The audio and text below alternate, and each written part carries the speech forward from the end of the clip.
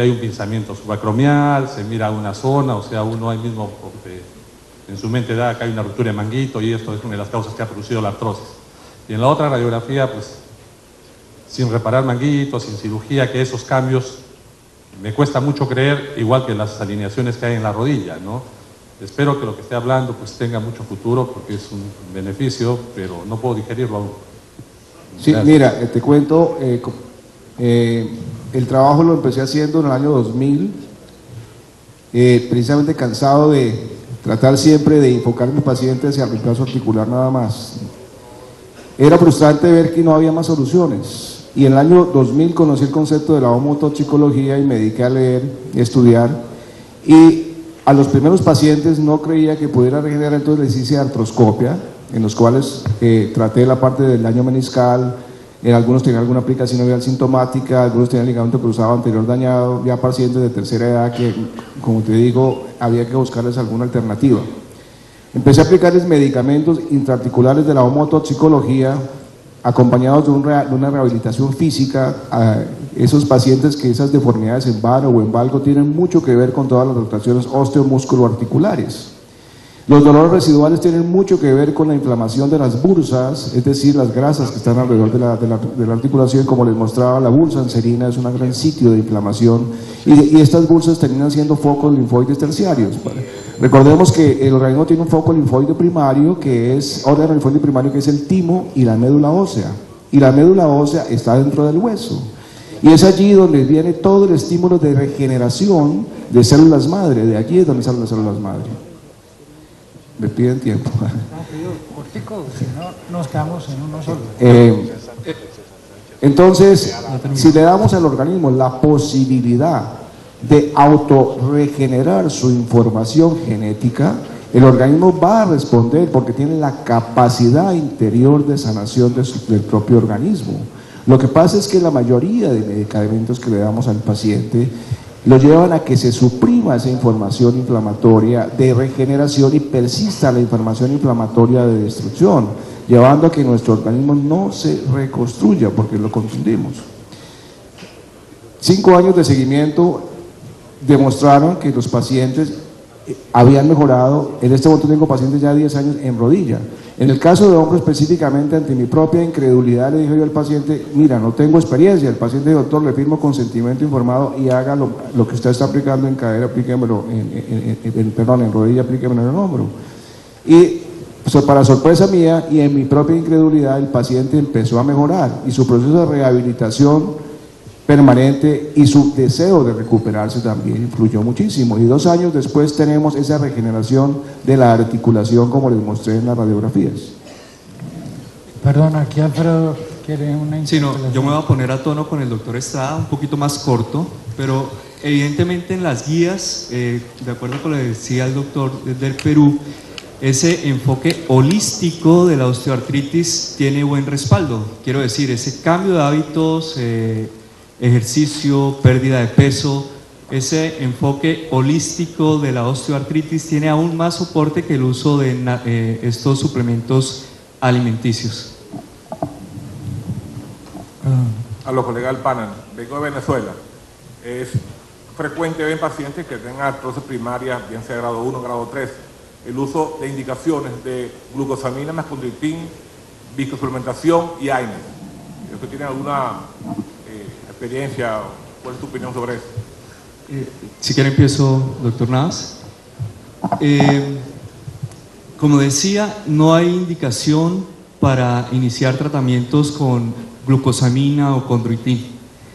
El primer medicamento, si uno quiere tratar, el problema de la osteoartritis es lo que uno quiere lograr con el tratamiento. Porque si uno quiere mejorar el dolor, que es en últimas lo único que uno puede lograr hasta el momento, la droga de elección es el acetaminofén. En segundo nivel están los antiinflamatorios no esteroideos y los antiinflamatorios no esteroideos COX-selectivos. Ese sería aunado a un enfoque, como decía, y seguramente al doctor Estrada le va a parecer esto buenísimo, holístico de la enfermedad, es decir, cambios de hábitos, peso, ejercicio. Con respecto al uso de glucosamina, yo personalmente no indico en ningún grado de osteoartrosis. Lo que pasa es que a la consulta ya los pacientes vienen tomando la glucosamina. Entonces, y se le tiene que dar alguna indicación, como dijo el doctor. A veces, si no le hace daño, que continúe. Pero la indicación, yo creo que ningún traumatólogo, un paciente con osteoartritis, algún grado de 1, 2, 3 o 4, le indique como tratamiento, por lo menos de elección, que comience a tomar la glucosamina. Yo no recomiendo la glucosamina y a mis pacientes les informo los riesgos que están tomando al consumirla y los pocos beneficios. Llegan pacientes que llevan tomando glucosamina 5, 6, 8 o 10 años sin notar ningún cambio en la historia de su enfermedad, entonces no la justifico para nada. Yo tal vez repico un poquito algo de lo que dijo ahorita el doctor Sánchez.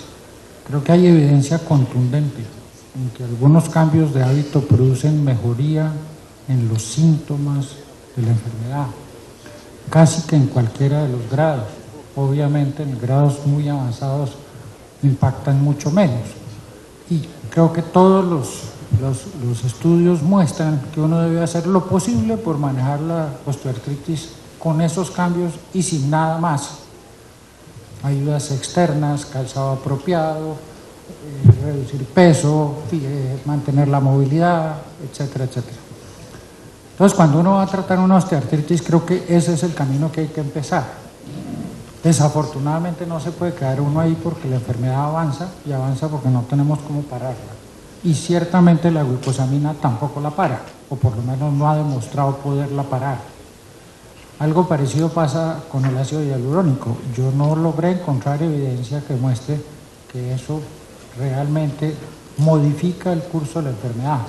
Aparentemente maneja algo de síntomas, igual que la glucosamina, pero no modifica el curso de la enfermedad. Y tal vez vuelvo a dos cosas que vale la pena insistir. Una la dijo Alfredo, y es que los estudios están profundamente sesgados por el interés comercial de las casas que producen los medicamentos. Ese metaanálisis que mostró Alfredo es vergonzoso. Es decir, es que cuando no hubo patrocinio los resultados son distintos a cuando hubo patrocinio. Entonces dice uno, ¿qué es lo que estamos digiriendo nosotros? El segundo es un poquito personal, y es que creo que el que no tenga efectos secundarios no me autoriza a formularlo. Yo no creo que tenga autoridad de formular si no cree que beneficia al paciente, así no produzca efectos secundarios. Entonces, esa tendencia de que como no hace daño, que es como un piso común de todo lo que hablamos hoy, eso ya es suficiente justificación para prescribirlo. Yo no creo en eso. Yo creo que si no hace daño y hay posibilidad de que beneficie, aunque ojalá demostrada, pero no siempre demostrada, pues yo creo que uno puede hacerlo, pero no puede prescribir solo porque no hace daño. Perdón. Sí, doctor Nava. Gustavo García, Venezuela. Interesante, doctor Estrada, cómo presenta la terapia biológica.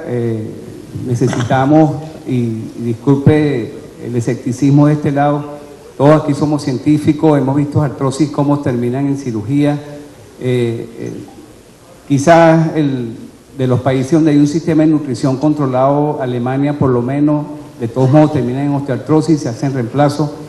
Pero en mi país, por lo menos, el mismo gobierno soporta un sistema de medicina sistémica donde la gente sale hablando de que me curé el cáncer, me quité la artrosis, pero no hay fundamento científico real. Y bueno, si usted tiene esa evidencia, bueno, chévere volverla a ver en otro encuentro. Eso por un lado. Nosotros también vamos a ver en este encuentro cómo se está haciendo ahorita cirugía preservadora para evitar la artrosis. Lo estamos viendo en el síndrome de pinzamiento femoroacetabular. Si escuchamos entonces este tipo de charla hoy, podemos decir que si le cambiamos la forma, el hábito nutricional a las pacientes, pues posiblemente no haremos este tipo de cirugía. La reflexión la hago justamente por eso, porque es que nuestros países están sometidos a la industria farmacológica, tenemos malos hábitos alimenticios, pero no tenemos realmente evidencia que diga que una cosa cambia a la otra. Lo que usted presentó, evidentemente, nos da un impacto a nosotros, pero todavía somos incrédulos. O sea, lo mío es un bisturí y me cuesta entrar por la parte de no operar. Pues. Y eso es que si tuviesen la